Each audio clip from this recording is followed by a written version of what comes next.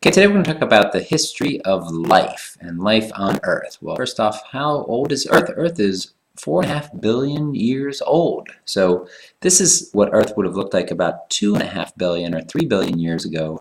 There's a lot of volcanic activity, there's not a lot of oxygen, but you'll notice there's some little photosynthetic bacteria there that are starting to photosynthesize and produce oxygen. So oxygen never came around until the first photosynthesizing bacteria, and they filled up our atmosphere with oxygen. Let's just go back and look at how we found out about evidence of life. And that's by looking at fossils, fossil record. So you guys all know what fossils are. They can be bones, they can be skulls, they can be petrified wood, or that's a scorpion, or insects captured in amber, leaf molds, and so forth. Typically things that are hard, like bones, fossilize very well. That's evidence of life in the past. Now, if you're going to look for fossils, you have to look in one particular type of rock, and that is sedimentary rock. These fossils are laid down in sediments. The sediments are deposited on the sides of rivers or areas where sediments get laid down. Any bones or animal remains that lie down there will get covered in sediment, will form fossils over time as minerals replace the living tissue.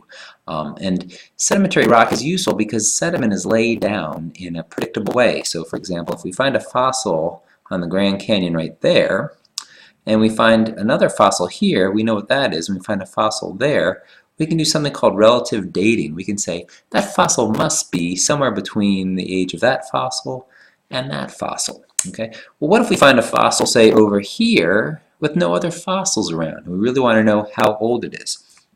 Well, we can't use this technique called relative dating where we look at fossils in relationship to other fossils. We've got to look at maybe the isotopes that are in there and use what's called radiometric dating to determine how old that fossil is. So this is an example of what happens to isotopes. So let's say we have something like carbon-14 or potassium-40.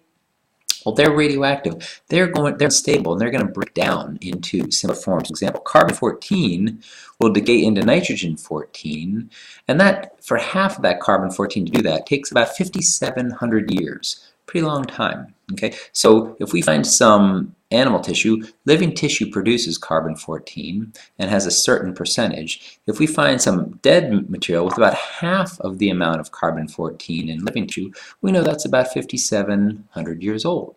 If we find something that has about a quarter of the amount of carbon-14 as living tissue, we know that would be what we call 2 half-lives, or about 11 to 12,000 years old.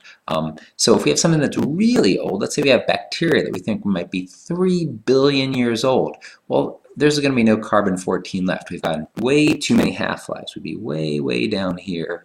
Wouldn't find any carbon-14. But we could use something called potassium-40. Our bodies have potassium. When you eat a banana, it's full of potassium. And our bodies produce small amounts of an isotope called potassium-40. It decays into argon-40 in the half-life of that is 1.3 billion years. So if we have a bacterial sample and we determine that there's a certain amount of potassium-40, and we can compare it to a living tissue and determine its age using radiometric dating. So let's look at some problems to see if you can understand this idea of what a half-life is, and that you can have one half-life and then 2 half-lives and 3 half-lives. Every half-life increases by this amount if it's carbon-14, or say this amount if it's potassium-40. So let's say you discover a fossil organism, want to determine their dates. You measure the percentage of carbon-14 with a half-life of 5,730 years remaining in the fossils. Place them in order from oldest to youngest. So take a look at fossil A with that percent of carbon-14 from a living tissue. In other words, 38% of a living tissue. Fossil B is 77% of a living tissue. Fossil C has 52%. Okay, so go ahead and figure out if you can determine which of those is the oldest, which of those is the most recent, and which of those would be in the middle. Go ahead and hit pause the video so you can ponder that and get the right answer. Okay, so hit pause. Okay, so did you guess that this would be the oldest fossil because it only has 38% of the carbon-14 left?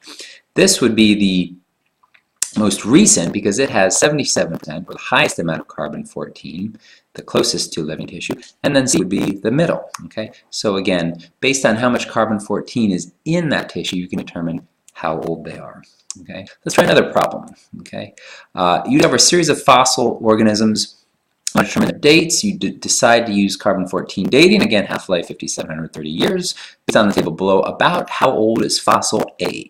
All right, so fossil A right here has 0.74 to 1 million. Living tissue has 1 to 1 million ratio of carbon-14 to carbon-12.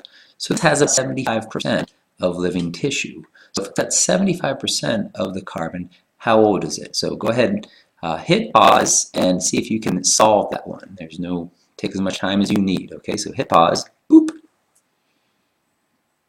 Okay, so if it's got 75%, then that must be about 1/2 of a half-life. So if the half-life is 5730, that would be about 2865. So in other words, if it had half the amount, that would be 1 half-life. In other words, 0.5 would be 1 half-life, 5730, but this is half there, so we're about half the way to 5730. Okay, so let's try another one.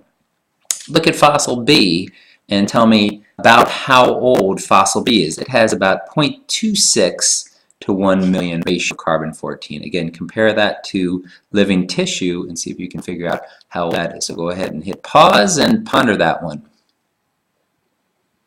Okay, so 0.26 is about 25%. So if 1 half-life is 0.5, 2 half-lives would be about 0.25, and 0.26 is very close to 0.25. Okay, so that would be 2 half-lives. So 1 half-life is 5,700 years. 2 half-lives would be about 11,300 years. So this is how we can use radiometric dating to determine how old fossils are. Okay, one last thing about history of life, origins of life.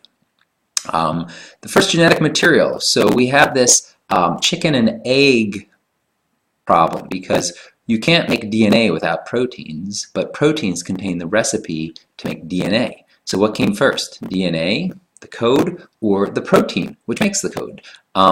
The answer is neither of them came first. The first molecule, the genetic material, was actually RNA. Okay, remember RNA, transfer RNA and ribosomal RNA, they actually act like enzymes, and they also carry genetic code. So the first genetic material they believe was RNA because it's got the ability to be sort of enzymatic in that it can, pair up amino acids and bring things together and make bonds, but also can contain a genetic code. So it's the perfect sort of utility molecule. It can contain the code and also make the proteins. So RNA is believed to have been the first genetic material in the first cells that arose about 3.5 billion years ago.